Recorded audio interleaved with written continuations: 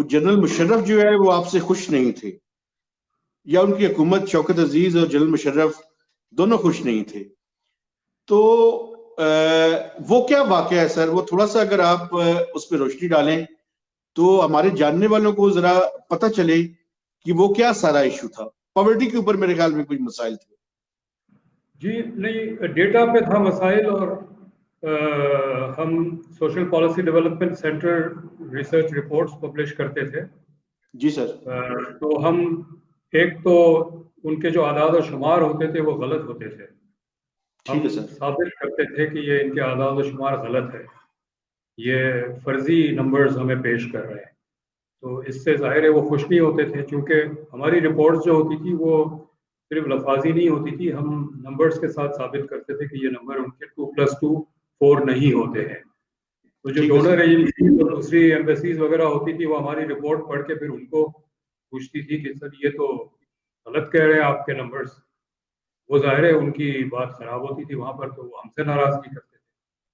दूसरा ये कि उनकी जो पॉलिसीज थी उस पर भी हमने क्या था, हमने 2001 में कहा था कि ये इनकी जो पॉलिसीज है 2001 से 2003 तक जो हमारी रिसर्च थी, इनकी पॉलिसीज दो मसाइल क्रिएट करेंगे। बहुत ज़बरदस्त अफराद ज़र का दौर आएगा, और दूसरा ये कि फॉरेन एक्सचेंज की शॉर्टेज होगी और हम कोलैप्स के करीब होंगे।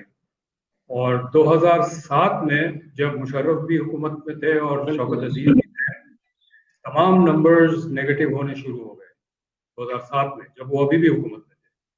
2008 में जब हुकूमत तब्दील हुई तो 24% अफराद ज़र का शरह उस साल, और फॉरेन एक्सचेंज का इतना बड़ा क्राइसिस था कि हमें IMF के पास जाना पड़ा।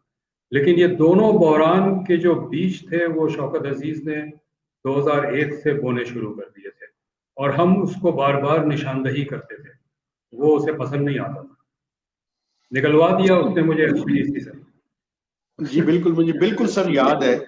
ये जो शौकत अजीज और मुशर्रफ का जमाना था सर, इसमें बुनियादी फ्लॉ जो है वो कंजम्पशन लेड ग्रोथ थी। प्रॉब्लम कहां पे थी सर? जी, इसे कंजम्पशन लेड ग्रोथ तो जियाउल हक के जमाने से शुरू हो गया था। जियाउल हक के ज़माने से ही कंजम्पशन लेड ग्रोथ है, और ये पाकिस्तान का इस वक्त जो बहरान है, हमारी मईशत का जो ढांचा है वो पैदावार के काबिल नहीं है, इतना कमज़ोर हो चुका है ढांचा जो है।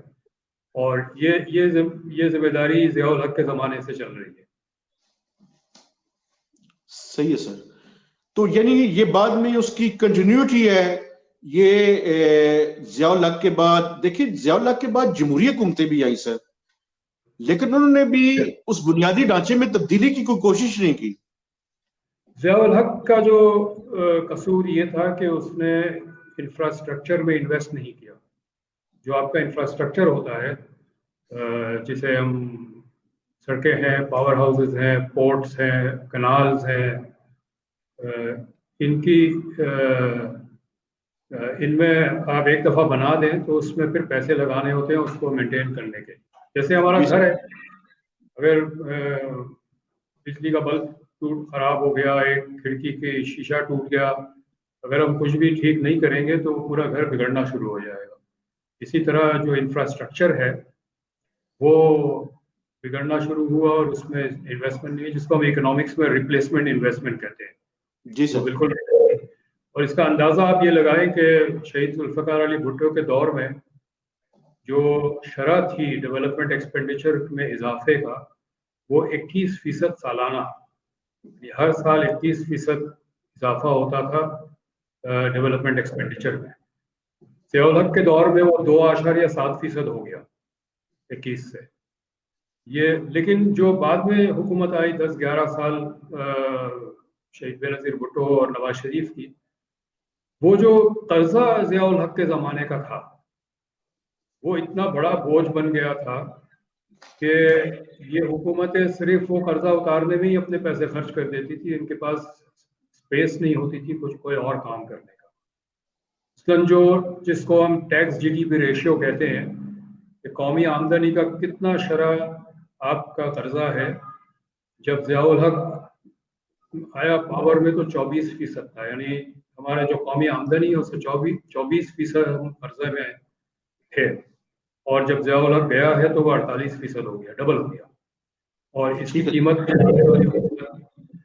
देती रही। तो एक मिसाल ये दूं कि 1984 में ज़ियाउल हक हुकूमत में थे और महबूबुल हक फाइनेंस मिनिस्टर थे।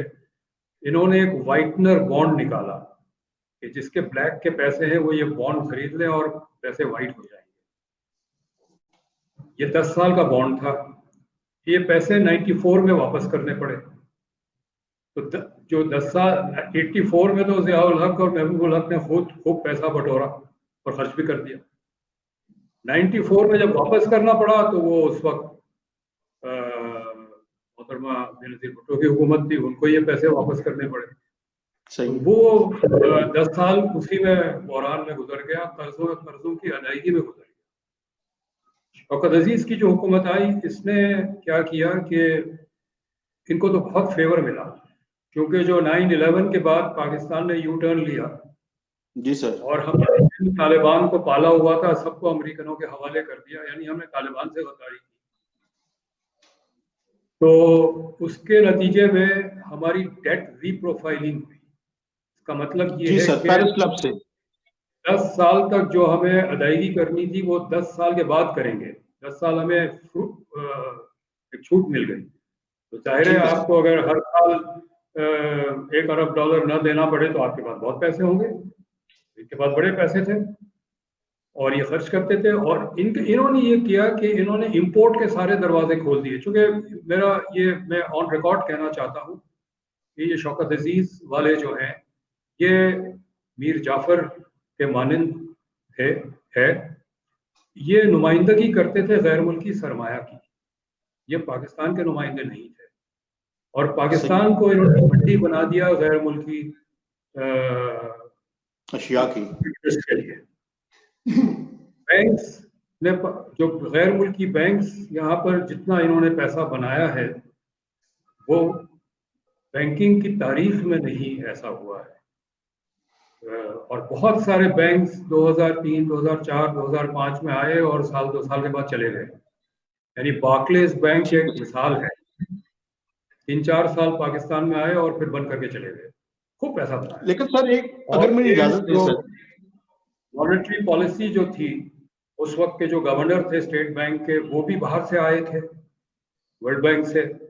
शौकत अजीज भी सिटी बैंक से आए थे और कम से कम 5-6 लोग और थे जो बाहर गैर मुल्की बैंकों और इदारों से आए थे।